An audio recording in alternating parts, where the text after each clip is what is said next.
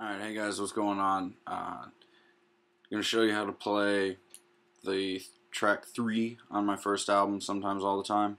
The track's called If You Only Knew. The tuning we're going to be using is DADGAD with a capo on 2. So from low to high, it becomes, goes from D, A, D, G, A, D to E, B, E, A, B, E.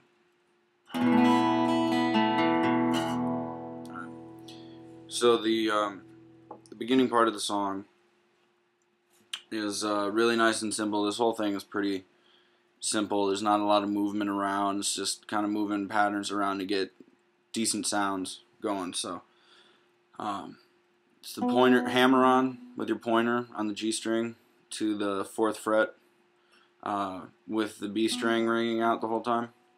Then there's this little pull off thing that I do with my ring finger going on to the 6th fret. So you get that.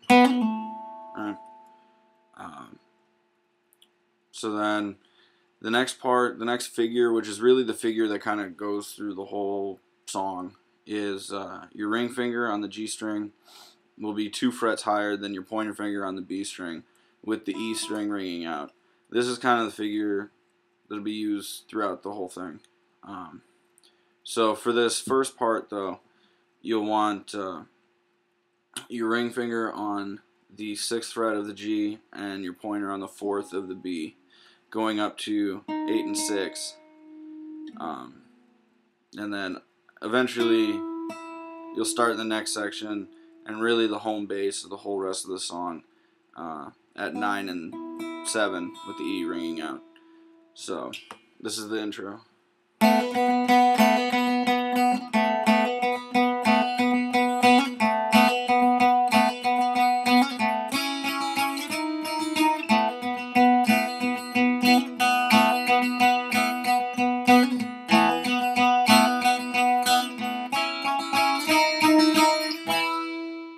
So this starts off the next section. This is where the melody line comes in, and the melody line is basically your pinky moving around. So put the pinky down on the 9th fret of the high E string, then you're going to bar the top 2 strings with your pointer at 7, and then bring your pinky up to the 11th on the high E string, and then back to the 9. So the whole time this is going on, the first part, keep it kind of thin, you know, so it's alright. And then each time it comes around, build up to the next part. Sometimes I play it with this tail leading up to it from the first part. Other times I don't. This is the tail of the second section, though. This 6-4 open, 8-6 open. But anyway, the melody line goes like this.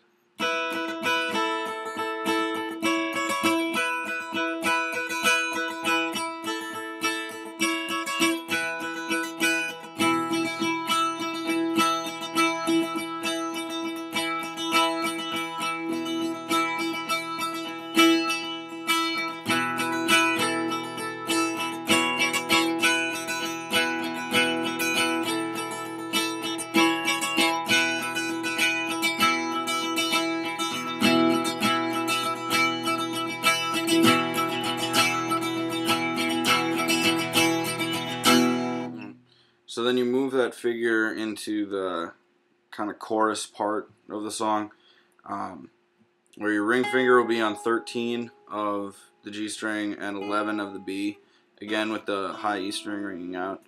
Then you move the whole thing down to 11 and 9, then up to 14 and 12, back to 11, or 13 and 11. And then again, like I said earlier, the tail end of the first opening part will become the tail for this part. So back to 6-4 and 8-6.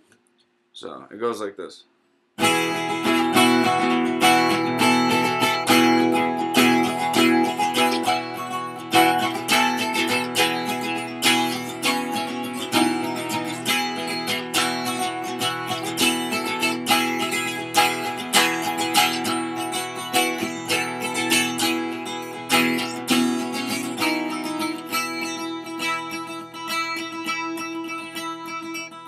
This is where the melody line starts again, and then goes back into the chorus, chorusy type part. Then we'll get into the third section where you're just doing octaves on the low strings, the low 3 strings, except the A string is dead. So you'll end up using 4, dead, 4. I like to use my pointer and my middle fingers on this. So you do the 4s, 6s, and then 7. So I'll do the second time of the melody, the second chorus, and then the bridge part, which then goes back to the melody one last time. So might as well just play the whole song for you. Here you go.